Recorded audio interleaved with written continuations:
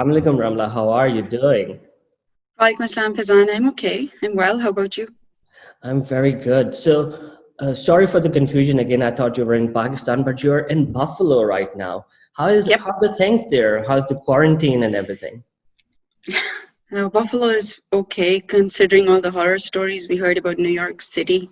Mhm. We are, alhamdulillah, we are by far okay. Of course, quarantine is not good anywhere, I guess. We are all having a little bit of cabin fever at the moment. Lucky for me, I have a cat to keep me busy to play around with, What so I kind of a have cat do you someone have? at home. I think it's a British short hair. Sweet. Or a domestic short hair. I'm not sure because I adopted him, so I'm not exactly sure what the breed is. Doesn't matter as long as you take good care of Yeah. it. So Ramla, I'll have to admit that I didn't know your name, but Hmm. I did know your work way before, like years before I heard about Women Engineers Pakistan. And that was very, very inspiring for me when I learned that somebody has taken this initiative. Because I've been not only a part of the system, I've taught to some extent too. So I've seen how in engineering schools back home, women are not only less in numbers, but how they suffer in terms of getting the equal privileges. I would say they're always struggling with that. But we'll talk about all of that just in a moment. I just want to learn about your background first. You Hmm. are a civil engineer, is all I know. So Okay. tell us about yourself. When I left Pakistan about 6 years ago, I was a civil engineer. Now I've branched so far in my research that I don't know. I would say I am more of a hazard resilience engineer in a fancy term.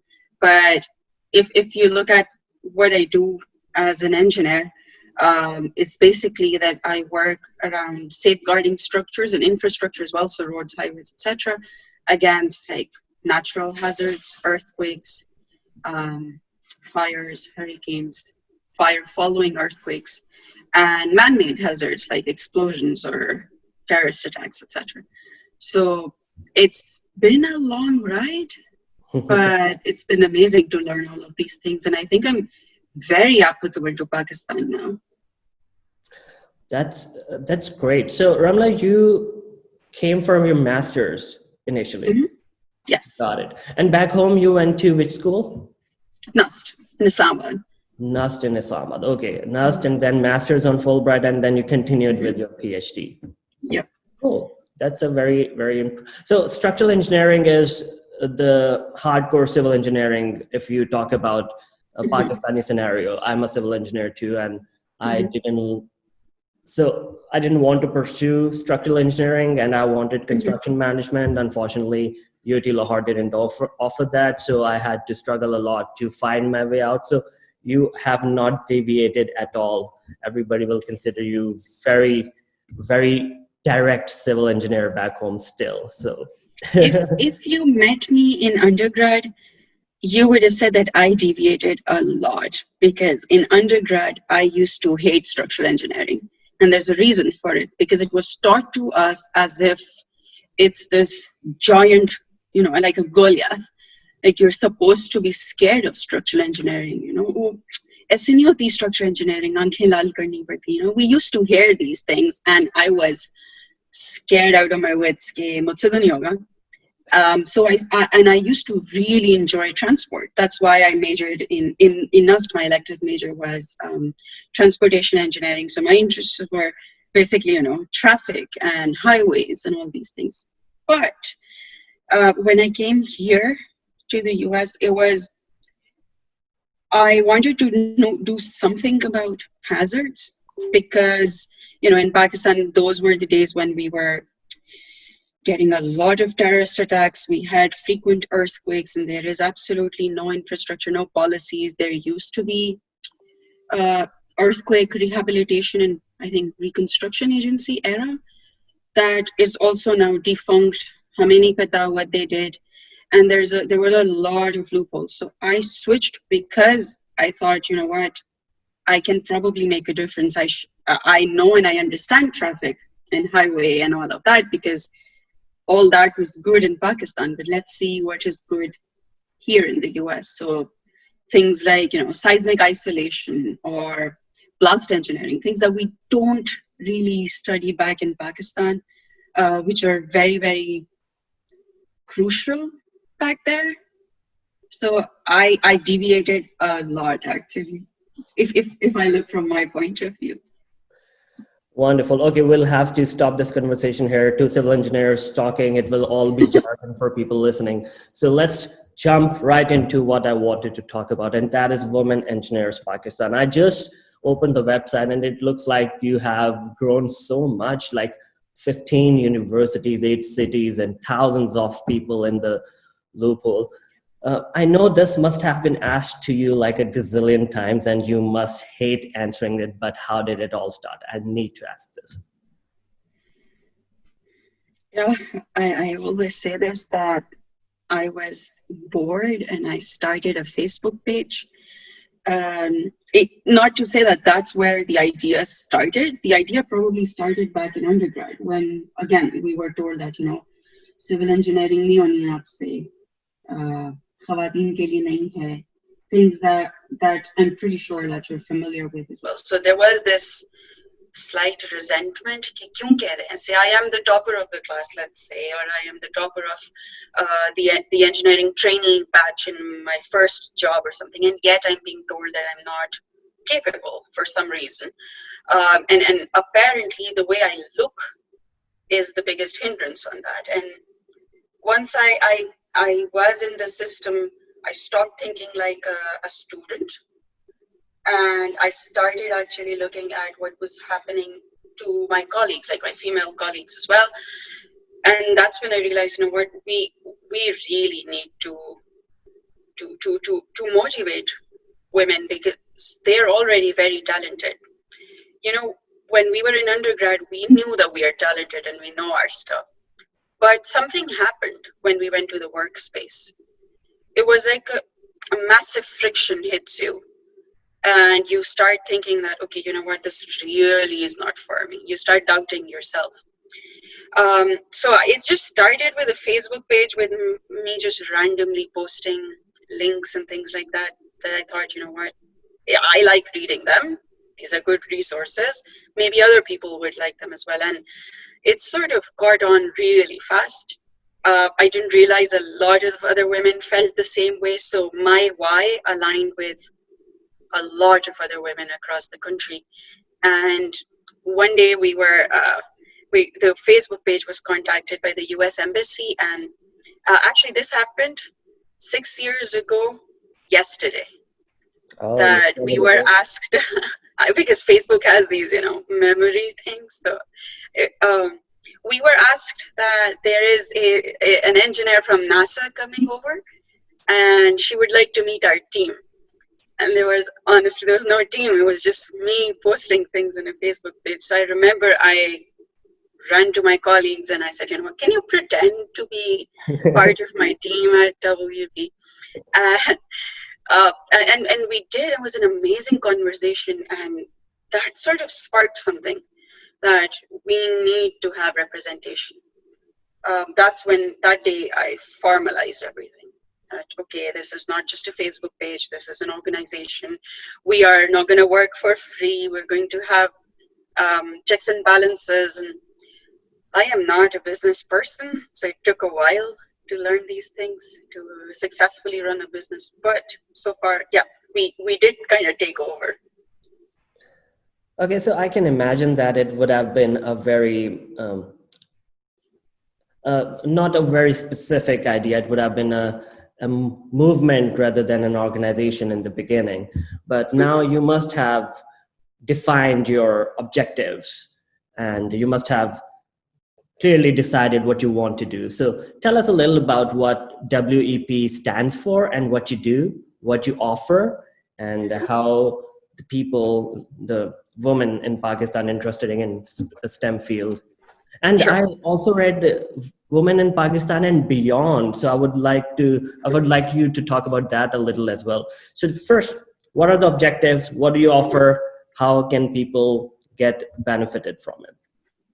So the objective is to motivate, recruit, and retain women in STEM fields. I know we started as engineers because I am an engineer, but then I thought, why are we pigeonholing great minds in just that? Because I don't want people to just be, tech executioners. Pakistani people, we have this mindset कि बस ये skill सीख लें तो कमाई हो जाएगी. We don't think critically. We don't think, okay, why can't I create the new Google or things like that. You need to have a different mindset.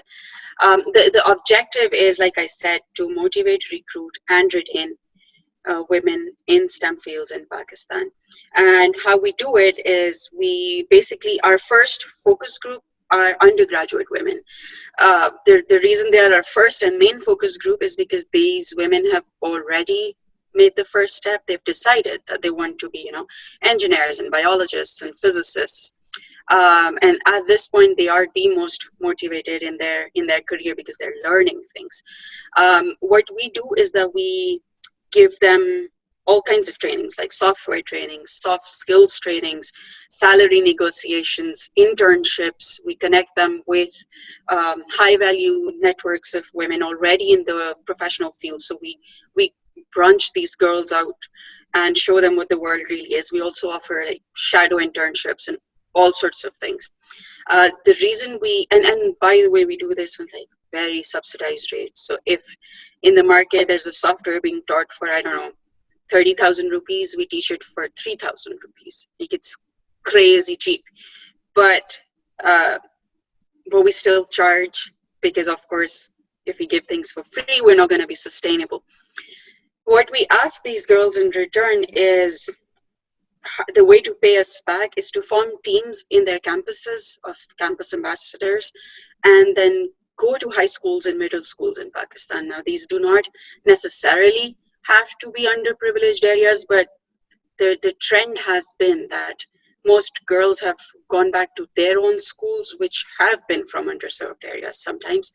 And here is where we employ something that we call game-based learning, which basically is that I give you an A4 paper and I ask you, make a paper plane and let's have a paper plane competition across two teams of the same class. Now, this is super exciting for girls who have been bored to death learning about, projectile motion and diodes and all that. But imagine that now you're learning about drag force and, trigonometry and projectile motion and all these things by just a paper plane. And while they are playing, we're teaching these things. So ideas like, eclipses and astronomy and chemistry. We also, last year or year before last, we introduced a $1 paper microscope called the Foldscope. This was initiated by a professor in Stanford. And I sort of mass parceled it to campus ambassadors in Pakistan. The concept in that was, when we were young, I was very scared of handling equipment. To this day, when I'm working in the lab with, massive actuators and things like that, I am very scared. But my male counterpart is not. And that lack of fear in handling equipment gives him that confidence, that ability to understand to make mistakes, right? So when we give these cheap instruments into the hands of young girls and we tell them, okay, go ahead, break it, it's fine. The learning is just incredible immediately.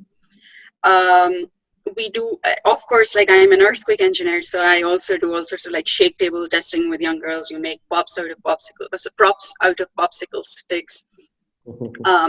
And teach them how an earthquake works and physics, and okay, if it's just a box section, it will it may have displacement and it may collapse, but if you put a brace and make it triangle, then you have a stable structure. So you teach forces and all of forces and physics to young girls by just toys, because especially there is this trend in Pakistan कि हमने robotics सिखानी है हर बच्चे को.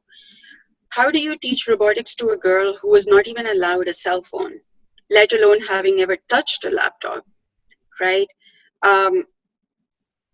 You're just going to scare her. You're not going to welcome her. You're just going to scare her out. So that is the idea for our second focus group. And then our third focus group, which evolved actually pretty late in the game, are professional women, the retention part. Pakistan there are about just 4% women engineers with supervisory licenses from PEC. And that's not right. That's just not right. Considering we have about 18% women graduates in just engineering, it just fizzles out as they reach the top. In 2018, February 2018, Prime Minister Imran Khan he had a task force on, there was a Prime Minister's task force on science and technologies. Guess how many women were there? Zero. Right. I could have imagined that, but yeah, you're right, and that is astonishing. The 4% part, I couldn't have imagined. That was really astonishing. Yep. And it's depressing because this is such a resource, right? In the world of today, come on, how are we missing out on this massive human resource? And we're not retaining them. We train them, right? We train these people, they have the education, they have the degrees. Why are we not retaining them? Why are companies letting them go?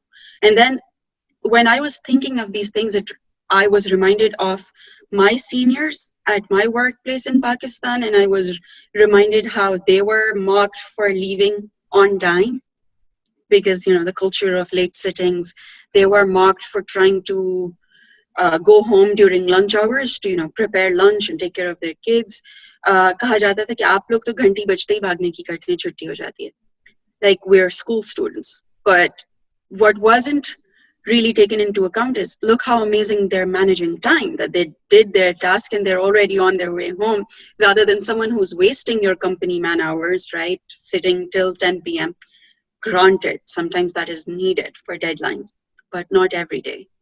So we started this advocacy campaign, and that is really what shot us to all through to government level conversations, to development sector. We were able to partner with the World Bank on the education and retention fronts. We have previously done work with the British Council. We have previously done work with the UN. So it's been a phenomenal ride, but it still scares me that there's a long way to go. I know, but what you have achieved, Ramla, is what nobody could have imagined to. So you should give yourself some credit as well. Okay, I'll I'll let you go. Any final question, advice, any reflection on any of the aspects back home here? Anything you learned recently? Sure, absolutely. One thing that I have learned in my life, and especially because I had to unplug myself from a culture and then plug myself into another culture, so it was a lot of unlearning that I had to do. One major thing that I had to unlearn was, like I said, our graduates are not industry ready. You know how I know that? Because a couple of years ago, there was a massive survey in India, which, by the way, has far better engineering universities, like the IITs, than Pakistan. And let's admit that that's a fact. In India, only 4.3% of graduates are industry ready from engineering. And that was a shock because I used to think, really? I mean, they're sending things to the moon. How is that possible? But what was a bit scary was that then what is happening in Pakistan? Are we really industry ready or not? It turns out we're really not. We are just executioners, right? Hum button dabate hain, we process information, and that's it. We're really not thinking like engineers. Engineering means engineering solutions, right? So this thing that I would like to implore again, do not think of just skills. Ke bhai, aajkal there's this hype of Internet of Things and data science and all that, which is all well and good. But what's the point if you do not know what is the ends to your means, right? Do not get stuck in the means. You can write a code pretty well in MATLAB as well. You do not need to learn fancy languages for that. It's fine. It's really fine. Just know the basics of coding, but know how to apply it. Like pick up problems and find solutions for it rather than saying, मेरी नौकरी ये है कि Excel में ये data डालो और ये chart बना के बस दे दो. So do not become robots. Like do not become replaceable by robots. Thank you so much for that, Ramla, and that's very relatable. We've all been there, and we have all grown out of it. So I can totally not only relate to that, I can also echo whatever you said, because this is exactly what we need. Mm-hmm. I wish I could speak for hours to you. You are very eloquent, mashallah. So Ramla, for now, I'll let you go. You have a meeting with your professor, and I can also relate to that. So I totally understand. And I hope I talk to you again soon. More power to you, Ramla. You're doing amazing. Thank you, Faizan. Doing that and keep inspiring us. Thank you so much, Faizan. Really nice talking to you as well. Okay, have a wonderful rest of your day. Bye-bye. Bye.